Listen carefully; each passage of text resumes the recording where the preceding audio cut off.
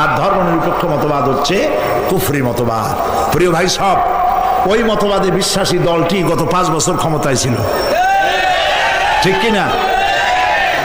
সেই লোকেরা যদি আজকের মাহফিলে কেউ থাকেন, আল্লাহর রাস্তে তওবা করুন। আপনাদের সাথে আমাদের কোনো দুশ্মনী নাই, আল্লাহর কসম।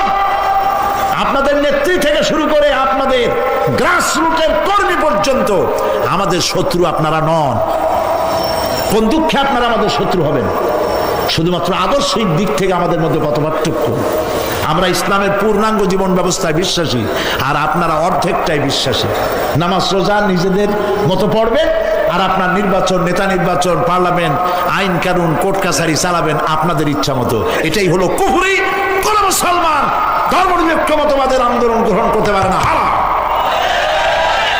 ধর্মনিরপেক্ষতায় বিশ্বাস থাকাকালীন যদি কারো মৃত্যু হয়, কোরআন হাদিস অনুযায়ী জান্নাতের কোনো গ্যারান্টি নাই। কেন ধর্মনিরপেক্ষ হবে? দুনিয়ার কোন নবী ধর্মনিরপেক্ষ ছিলেন? বলেন, আপনারা জবাব দেন আমাকে।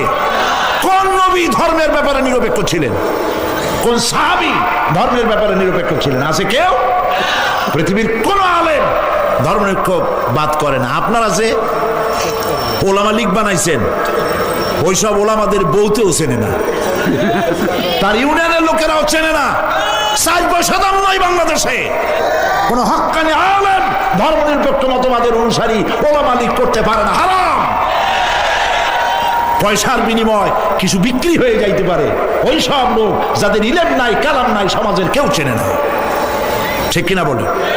সেই জন্য প্রিয় ভাই সব, ধর্মনিরপেক্ষ মতবাদ একটি কুফরি মতবাদ, অসভ্য মতবাদ, বর্বর।